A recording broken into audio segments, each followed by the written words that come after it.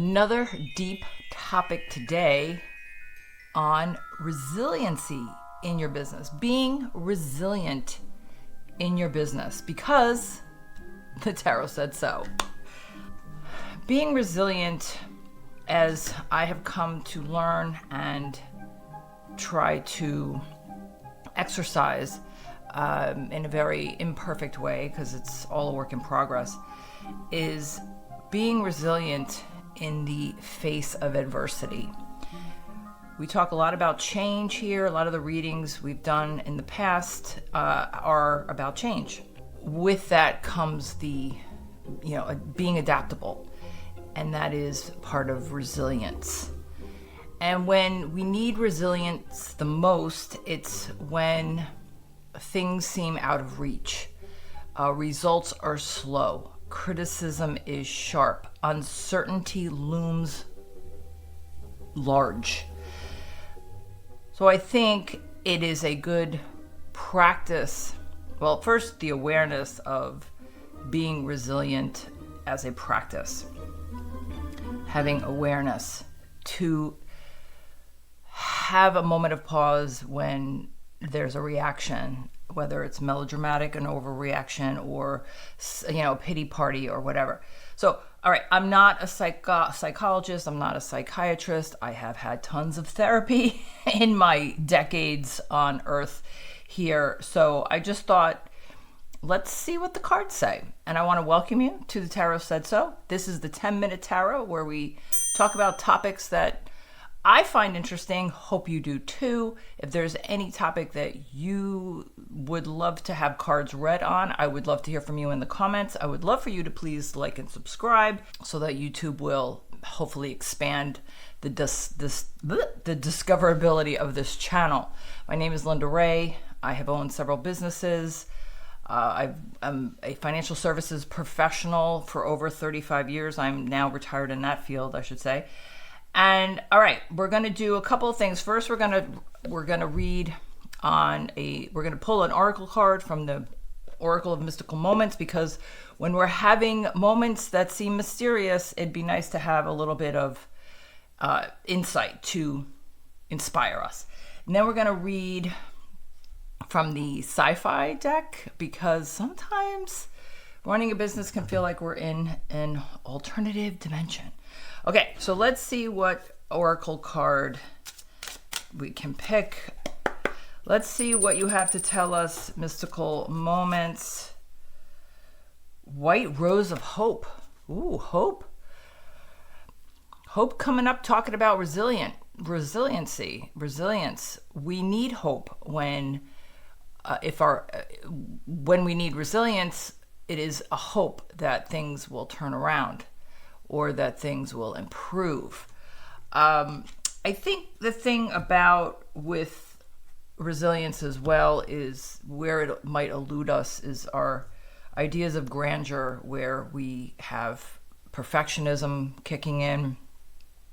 We over-identify with our business, so therefore things may feel like it's worth more what didn't happen, right? And then we sort of like crumble because our entire identity is wrapped up into something we expected to happen. There's also burnout, where we're exhausted, so we can't feel that need to overcome because we're so mired in what is not happening that we're expecting to happen. So there's a couple of things. I'm going to write a blog about it too, because I have lots of notes. This is all entertainment purposes only. Please do not take this as any kind of empirical research or anything like that. This is all what you can glean from it by way of insight. It's your interpretation. You take from it what you feel will help keep moving you forward. The other thing about, I think there's a misnomer with resilience that it's just about bouncing back. I don't necessarily know if it's just the ability to bounce back. I think it's also adapting to the change and how we manage the setback going forward, and how much meaning we put into failure. I also think if we don't ask for help, that we isolate ourselves into a perspective without any kind of feedback, outside feedback, an outside perspective, because then we're in a feedback loop of our own making that will keep us spiraling in a direction that isn't going to be helpful to overcome something that isn't happening that you planned on. That's the other thing with managing expectations. The more you expect something, the greater the potential disappointment, right? Okay, so we're going to do the Tarot Said So spread, 8 cards in the shape of an 8. And let's see.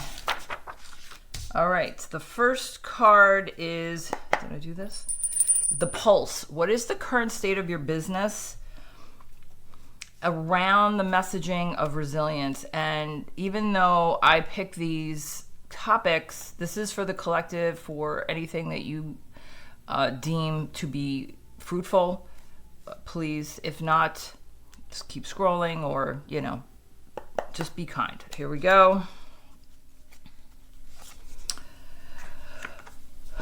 The 6 of Swords. It is a moving away. Again, another one of those moving away from what doesn't serve us.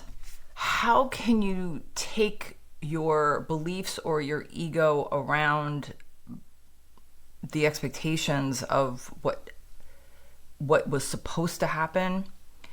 And how can you move toward, I love how this is moving forward, this little ship here, moving forward into a different direction, even if it feels like the black void that is here. This is part of the practice of moving away of what we thought was supposed to happen. Okay, next is the block. What's holding you back from embracing resilience as a strategy? Because it's not necessarily this innate gift that is elusive to only those that have this innate gift. No, it is a practice and it is a strategy with your mindset. And that's the other thing. Swords are your thoughts and your mind. So what's holding you back? The 5 of Cups. Are you just kind of wallowing in the grief a little bit? Do you prefer to have the pity parties? Is that getting you anywhere? The other thing about the 5 of Cups that I love is that there are, even though something might be deceased, a situation or whatever, right? You still have other resources that you're not looking at. See this card behind him, they're still living humans that can assist in the mission, but he can't see them because he's focusing on what is no longer. I love that. The resource is, what is your overlooked strength? Wow. Okay, she's wearing a bathing suit, so I think we're okay. The 9 of Cups, wishes fulfilled, wish fulfillment. Your cup runneth over. All the things that you have set for goals and dreams can be accomplished. What does this card say? Of course I can't read it. They are within reach. I think there is a sense of vulnerability that you aren't always succeeding. We don't always succeed in everything we do, but what we can succeed in is overcoming the challenge, the conflict, the upset, to know how to pivot. Okay, I love that in the resource and the overlooked strength. How can you pivot? How can you pivot when things aren't exactly how you planned? Okay, the next is the customer. How does the world see you in your business? And Well, let's just see what the cards say. High Priestess. Woo! Major Arcana. This is secrets and the subconscious, the inner knowledge you may be ignoring of your capabilities. What aren't you looking at? What aren't you admitting to yourself of how you're handling adversity or a conflict? The strategy, where to focus your growth. Wow, 2 major arcanas in a row. The Fool. Wow. See, so there's this leap of faith of the unknown, which I love that it's right next to the Priestess. The leap of faith and the unknown. What do you have to lose if there's already something that isn't working in your favor? What do you have to lose to really tap into that ability to overcome the disappointment? And this is right below the 5 of Cups.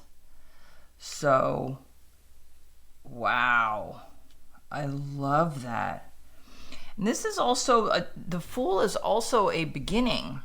So if you were to address the ability to be resilient, this could lead to something new and fresh, a new opportunity, a new perspective.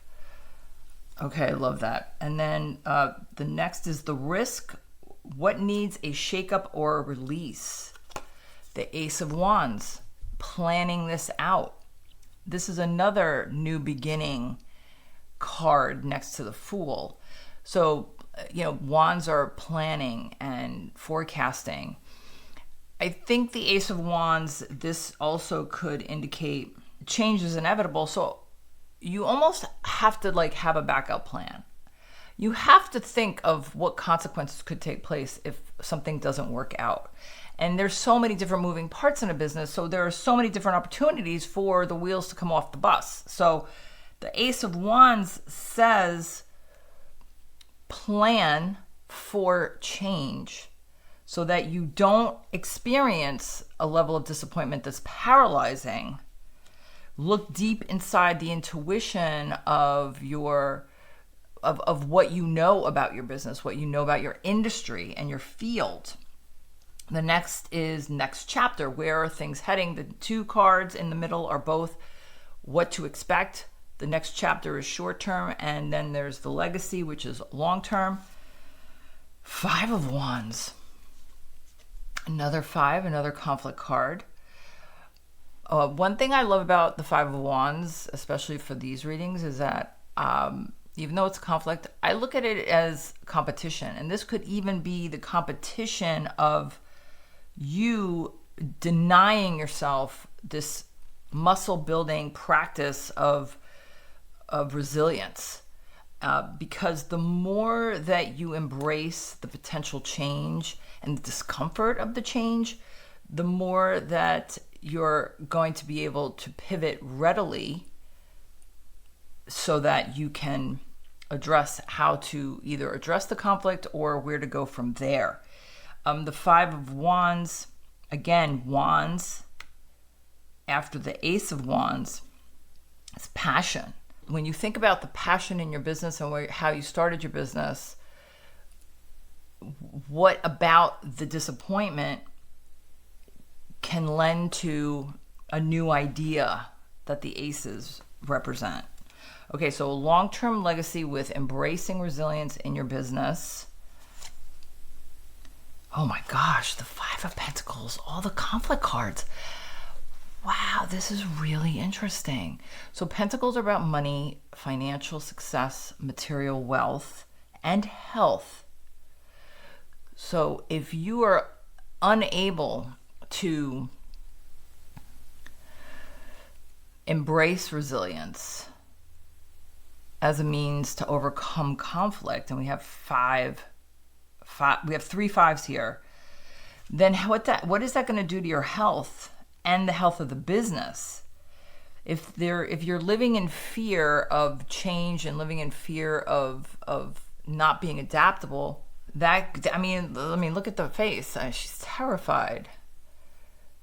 That's if you don't embrace the practice of resiliency. And it's a work in progress. It's not like all of a sudden you're resilient. You have to kind of experience all this conflict between the Five of Cups, emotional, the Five of Wands is passion and planning, and the Pentacles is money. If you don't learn how to manage the conflict, then your health is at risk, the wealth of the business is at risk. I can't say I super love it, but I think it's one of those brutal truth reality checks that could present what the consequences could be. Reframing failure as feedback and adjusting the strategy without losing the value or the principles or the mission and the passion of the business and why you started the business or whatever project that you have a lot of expectation on whatever you're embarking upon. And grounding yourself in the purpose, which I love how the wands kind of validate that. Ground yourself in the purpose so that when profits dip, that this is where you make the decision, instead of being triggered by pity, being triggered by your purpose. So with that, I hope that resonated with you. Love to hear from you in the comments. Please like and subscribe, and we will see you next time because the tarot said so.